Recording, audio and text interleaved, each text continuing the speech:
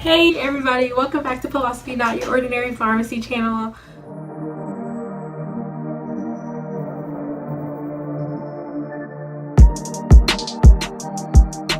I know it has been a long time, but we got out of school a month ago. I also graduated undergrad, so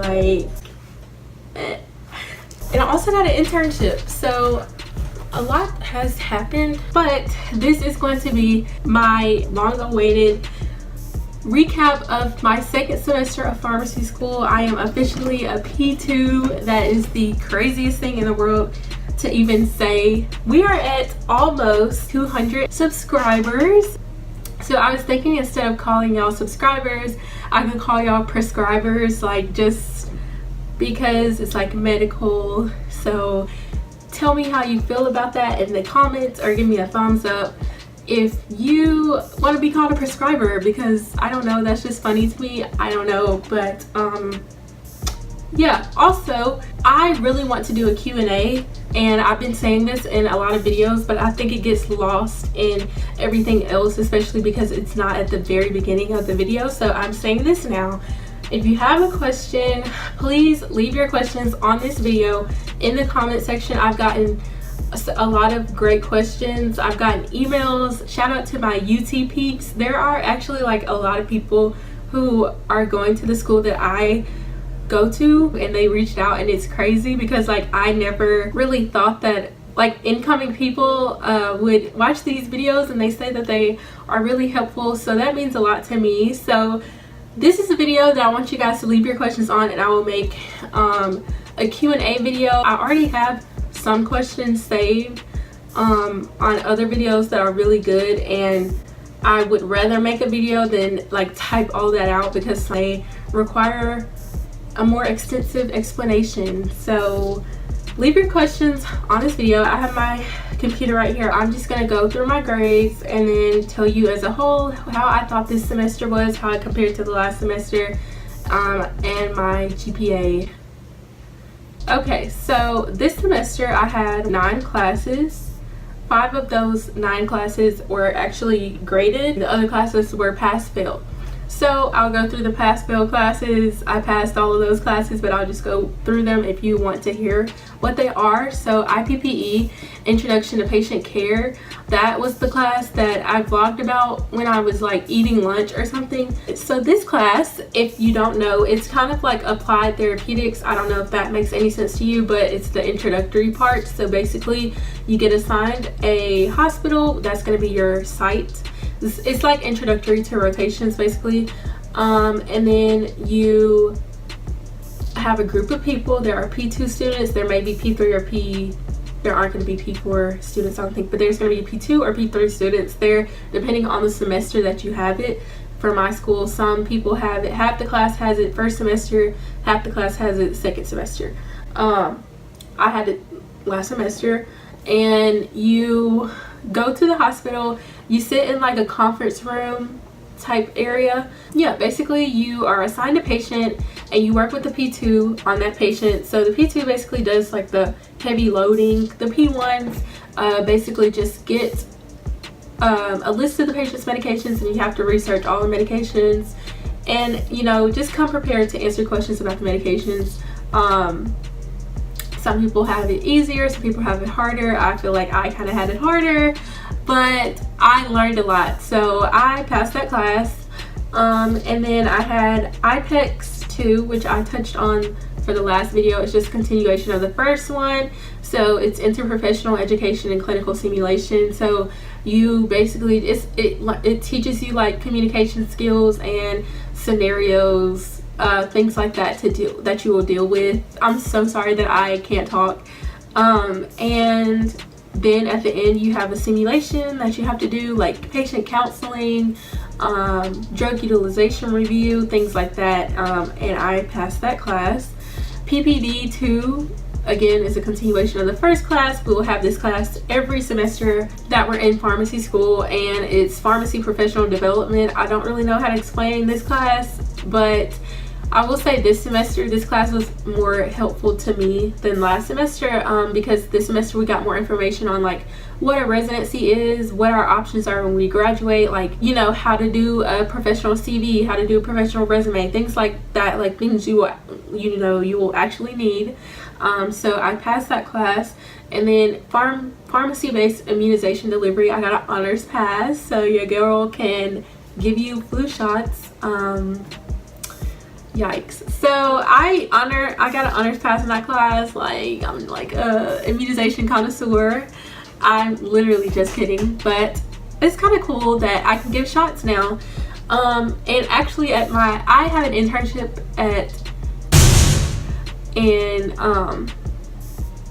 well, I don't know if I should say the name of the place, because I'm just gonna say I have an internship. I'll probably bleep out what I just said. And they actually asked me the other day, like, are you certified? And I was like, yeah, but please don't ask me to give shots, because I'm still, like, you know, learning, of course, but an internship is educational. So Morgan, I mean, what did you expect? Back to the classes. So then we had cardiology 1. I finished this class with a B, and cardiology, like it sounds, is all about the heart, disease states pertaining to the heart, medications that you'll use, you know, and we learned about high blood pressure, high cholesterol, like atherosclerotic disease and all that good stuff. And that class was 3.5 credit hours.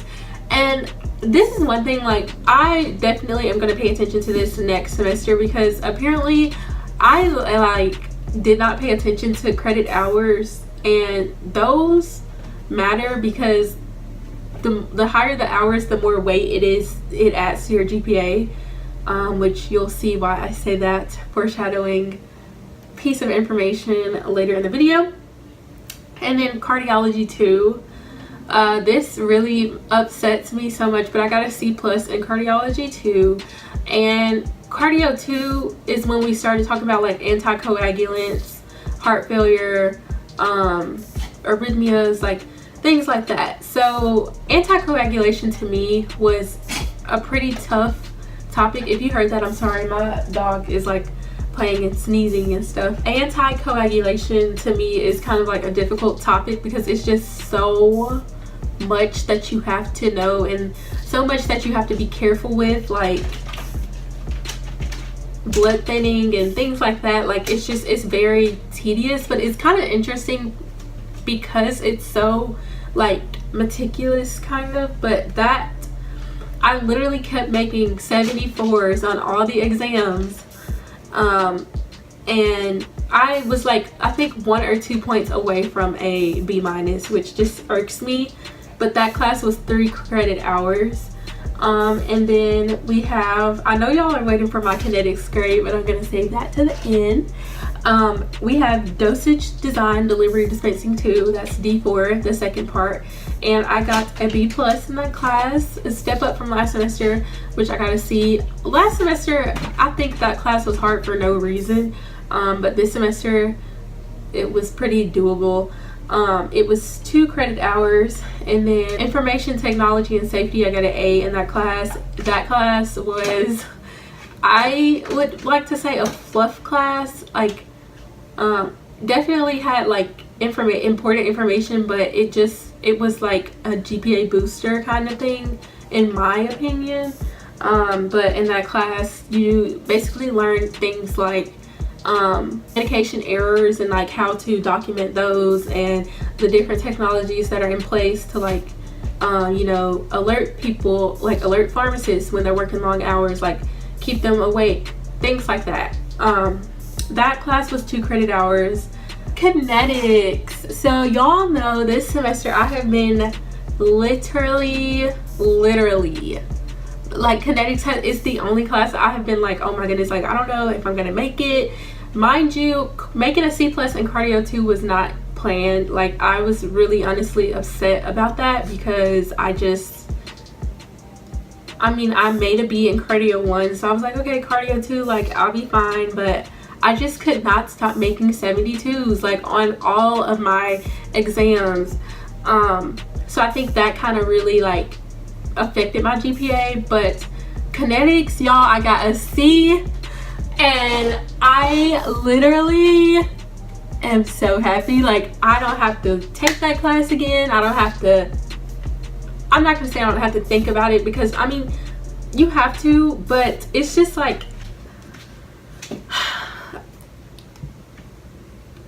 my UT people who are taking kinetics, I don't know if they will change much for you. That class, you can't really, I mean, there's a lot that could change, but as far as material, I will just pray for you, because that class, I feel like, was the first class in pharmacy school that I really just was like, I may not pass this class. Like, I'm not even kidding. Like, and I got a C. So I thank God. Like, I thank God, God, Jesus, and the Holy Ghost. Like, thank you so much. Like, thank you. So those are my classes. My GPA, so I've been kind of like building up to the GPA thing. So I still don't really know. Like, some people know exactly what they want to do in pharmacy, and I honestly have no idea where I want to work, what I want to do. Sometimes I want to do retail, sometimes I want to do hospital pharmacy, like,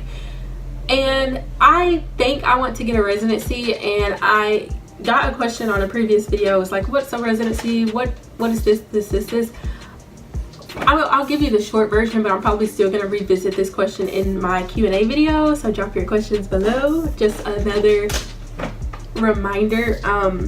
A residency is kind of like further training in an area that you would like to specialize in. So for instance, pediatrics. My friend, she's also a classmate, she really wants to do pediatrics. So she would do a first year. So you have PGY1, which that's a first year residency program, and then PGY2, which is your second year. So your first year is just everybody, it's just like a general residency, and then your second year is if you want to go on and specialize in like pediatrics or like psychiatric pharmacy or like internal medicine, ambulatory. Like, it's so much stuff that you can do in pharmacy.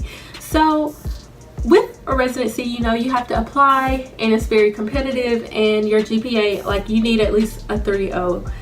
And my GPA didn't move at all from last semester.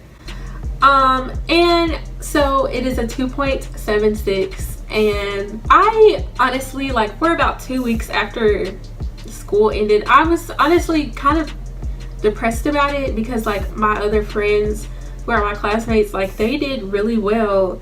Their GPAs are really well, like the last time I've heard, and I am like the weakest link, and I know comparison is like not good, and I passed all my classes, and like that's like yay, but it's like I still, you know, have to have a competitive GPA, and right now it's not competitive.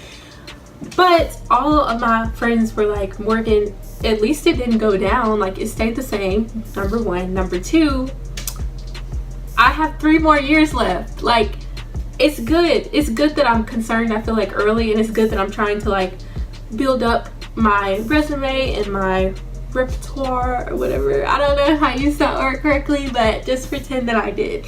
But it's good that I'm like concerned about that stuff.